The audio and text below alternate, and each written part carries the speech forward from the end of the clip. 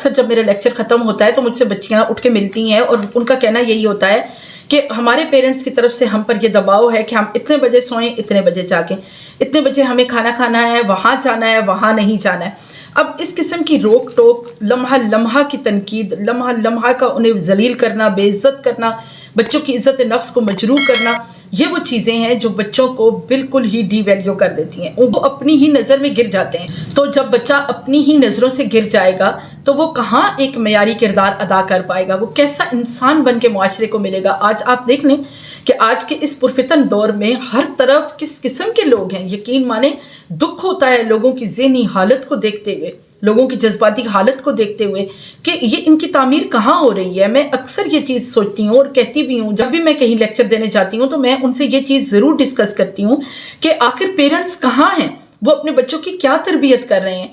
फिर उसके बाद दूसरी अहम तरीन जिम्मेदारी है टीचर्स की, उस्ताद की। उस्ताद के पास भी बच्चा एक अमानत होता है, वो उस्ताद अपने बच्चों की क्या तरबियत करते हैं। अच्छा, पेरेंट्स को इस चीज़ की तो बहुत फिक्र है, असातिज़ा को इस चीज़ की बहुत फिक्र है कि बच्चे ऐसे हैं, बच्चे वैसे हैं, बच्चे ऐसे हैं। बच्चों की हर बुराई उस्ताद की और माँ बाप की नज़र में होती है, लेकिन उन्हें अपनी कोई बुराई नज़र नहीं आती। वो ये नहीं सोचते कि इन बच्चों की तरबियत करने में हमारा रोल क्या है, हम कौन सा रोल मॉडल बन के इन्हें दिखा रहे हैं। अगर ये बच्चे आज ऐसे हैं, याद रखिए कि बच्चे अपने वालिदैन का और उस्ताद का आईना होते हैं। आज अगर बच्चे की तरबियत अच्छी नहीं है तो बच्चे ने आपको वो किरदार अदा करते हुए देखा है, इसलिए आपका बच्चा ऐसा है। और ये भी याद रखिएगा कि बात हमेशा अक्सरियत की होती है, ठीक है। तो ज़्यादातर लोग जिस नहज पर चल रहे होते हैं बात उनकी हो रही होती है। कमोबेश लोग अच्छे भी होते हैं, कमोबेश लोग बुरे भी होते हैं, हर तरह के लोग मुआशरे में पाए जाते हैं, लेकिन हमेशा बात अक्सरियत की ही की जाती है। तो अक्सरियत में जो लोग जैसे होते हैं उनकी औलाद भी वैसी ही बनती है। अपनी औलाद को तनकीद का निशाना बनाने से पहले, अपने शागिर्दों की शिकायत करने से पहले एक बार अपने किरदार की तरफ ज़रूर देख लिया करें।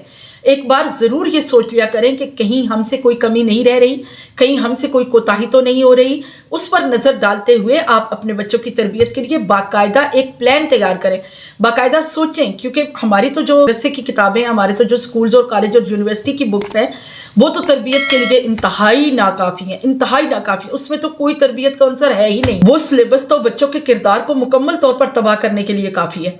तो रहा किरदार पेरेंट्स का और उस्ताद का, तो ज़रूर कोशिश करें कि अपने ऊपर निगाह दौड़ाएं।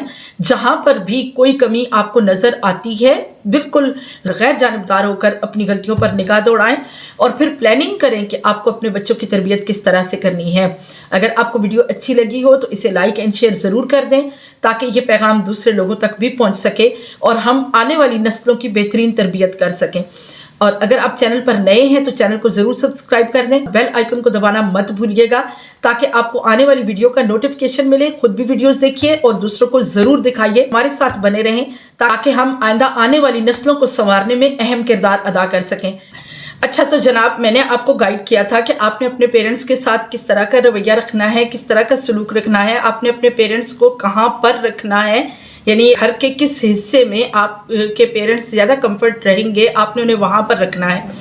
तो आप लोगों के बहुत सारे कमेंट्स मुझे मिले, खासतौर पे जवानों के, जिनका कहना यह था कि हमारे साथ पेरेंट्स का क्या रवैया है, आप उस पर भी बात करें। हाँ, ऐसा ज़रूर है, वाकई देखने में आता है कुछ पेरेंट्स अपने बच्चों के साथ बहुत ही नाजेबा सलूक करते हैं, जो कि नहीं करना चाहिए। लेकिन आजकल के हालात के पेश नज़र, चूँकि टेंशन भरा माहौल है, जहाँ बहुत सी गलतियाँ बच्चों की होती हैं, वहाँ पर बहुत सी गलतियाँ पेरेंट्स की भी होती हैं। ऐसा नहीं है कि पेरेंट्स कोई फरिश्ते हैं या वो आसमान से उतरी हुई कोई मखलूक हैं, वो भी इंसान हैं, उनसे भी गलती होती है, उनसे भी कोताही होती है। तो आज मैं ज़रूर बात करूंगी इस पर कि पेरेंट्स कहाँ पर गलती करते हैं। इसके पर कुछ मैं आपको आइडियाज़ दूंगी कि ये चीज़ें हैं जो पेरेंट्स गलत करते हैं।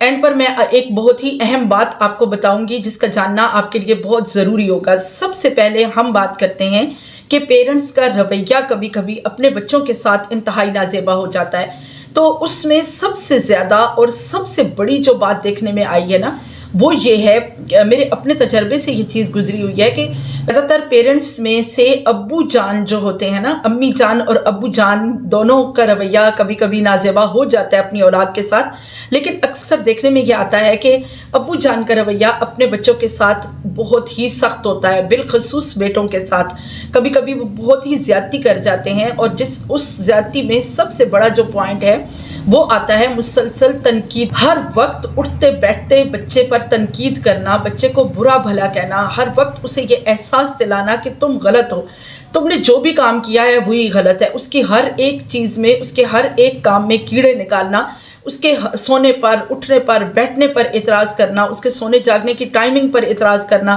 اس کے کھانے پینے کے انداز پر اعتراض کرنا، ایسے کیوں بیٹھے ہو، یہ بات کیوں کی ہے، بڑوں سے اس طرح بات نہیں کرتے، ایسے بات پہ بچوں کو ٹوکنا بھی بہت غلط ہوتا ہے۔ خاص طور پر جوان بچوں کو بار بار تنقید کا نشانہ نہیں بنانا چاہیے، اس سے بچوں میں نہ صرف احساس کمتری پیدا ہوتا ہے بلکہ بچوں میں باغی پن بھی پیدا ہوتا ہے۔ اب آتے ہیں ہم نمبر 2 پوائنٹ پر، وہ ہے جذباتی تعاون کی کمی۔ اکثر دیکھنے میں یہ آتا ہے کہ پیرنٹس اپنے بچوں کے ساتھ بہت ہی روڈ رویہ اختیار کرتے ہیں، کبھی بچوں کو محبت کی ضرورت ہے، جب کبھی بچوں کو ہمدردی کی ضرورت ہے، جب کبھی بچوں کو آپ کے تعاون کی ضرورت ہے، اس وقت بچوں کے ساتھ تعاون نہیں کیا جاتا۔ ایک جوان بچہ ہے، وہ یہ چاہتا ہے کہ میرے ساتھ میرے پیرنٹس کی اچھی باؤنڈنگ ہو، ان کی کمی محسوس کروں تو میرے پیرنٹس میرے پاس موجود ہوں، مجھے لگے کہ وہ میرے پاس ہیں، میری جذباتی جو بھی ضروریات ہیں ان کا میرے پیرنٹس خیال رکھیں۔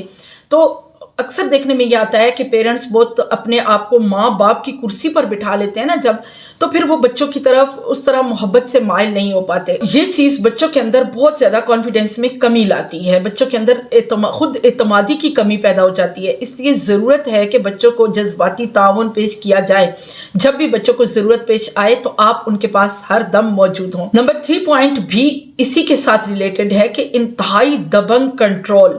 بہت سارے پیرنٹس، اور پھر میں بات کروں گی کہ والدین میں سب سے زیادہ باپ، ہمیشہ سے ہی ابو جان یہ چاہتے ہیں کہ میں اپنے بچوں پہ ایسا کنٹرول رکھوں کہ بچوں کی اپنی تو کوئی مرضی نہ رہے، جیسا میں چاہتا ہوں ویسا کریں، ایون کہ وہ یہ چاہتے ہیں کہ بچہ ایک ریموٹ کنٹرول بن جائے، میں چاہوں تو وہ کھڑے ہو جائیں، میں چاہوں تو وہ بیٹھ جائیں، میں چاہوں تو وہ لیٹ جائیں، جب میں چاہوں تو وہ سو کے جاگیں، جب میں چاہوں تو وہ سو جائیں، جب میں چاہوں تو وہ کتابیں کھول کے بیٹھ جائیں، جب میں چاہوں تو وہ باہر کام کے لیے چلے جائیں۔ ایسا نہیں ہوتا ہے، بچے بھی آپ کی طرح انسان ہیں، انہیں بھی اللہ رب العزت نے شخصی آزادی کا حق دے کر اس دنیا میں بھیجا ہے، وہ والدین کے غلام نہیں ہوتے، وہ والدین کی اولاد ہوتے ہیں۔